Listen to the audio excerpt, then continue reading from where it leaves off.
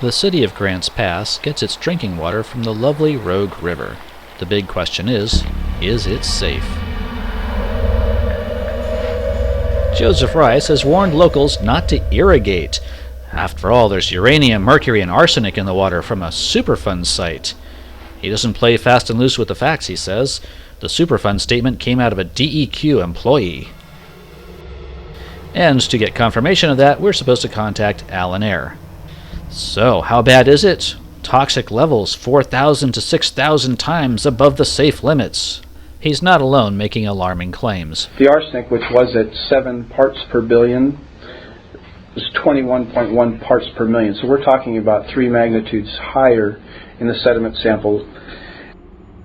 With our science background, we were skeptical of these claims and decided to collect some hard facts. Even Joseph Rice suggested we go collect our own samples and turn them in.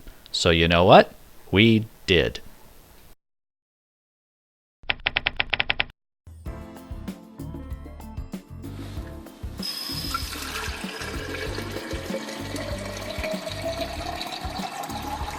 The first and most obvious location was the tap water. I mean, if this stuff's in the water and we might be drinking it, that would be really unsafe.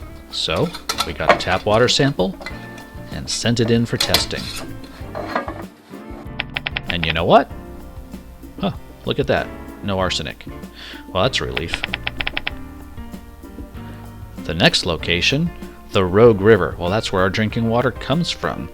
So we trooped on down to the Rogue with jars in hand and took another nice, fresh sample.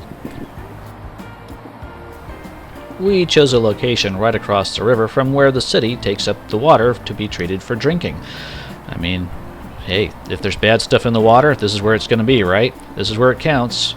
So we carefully jarred up another sample, labeled it, and we sent it off to the lab for testing.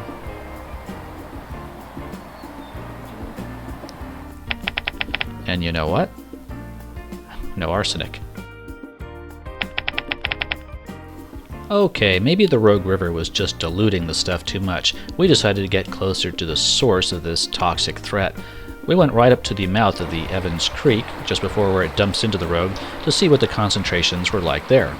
Scooped up a good sample, jarred it up, labeled it carefully, and sent it off for testing. Well, surely this is going to show us something, right? But you know what? No arsenic.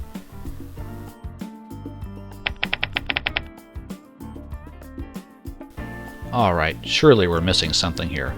So we went upstream, just below the field or dam site. I mean, okay, here's the water coming right off the dam sediments, right? And decided to take a sample here. If there's toxins in the water, it's going to be here, right where the water washes them down into the creek. And sure enough, we took another sample, very carefully scooping up the water. There we go.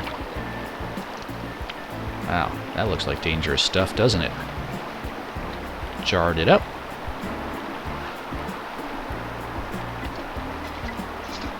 Yeah, get that lid on there tight.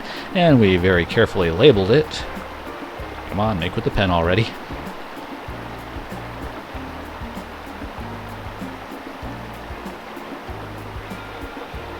And there we go. So we got a sample from just below the field or dam, right where the water washes off these dangerous sediments. And you know what? No arsenic. At this point, someone might be thinking, hey, maybe we took it to a lab that's not really skilled enough to do this job. Maybe it's not certified to handle sediments and solids. But we took these samples to Nielsen Research Corporation. And of course, we checked online to affirm that they are the most highly certified lab in Southern Oregon, and they're qualified to handle the water testing, the sediment testing, etc. The certifications are pretty darn impressive there. So, what was the net result of this huge scare? The lab that created that scary-sounding arsenic report hit up the county commissioners for a $135,000 contract just for the first year of a 5-year contract. We got our samples tested for $38 apiece. Well, it might appear that there's considerable cost savings available by having open bidding on this kind of testing. If you'd like to learn more about this, visit americaspeakout.com.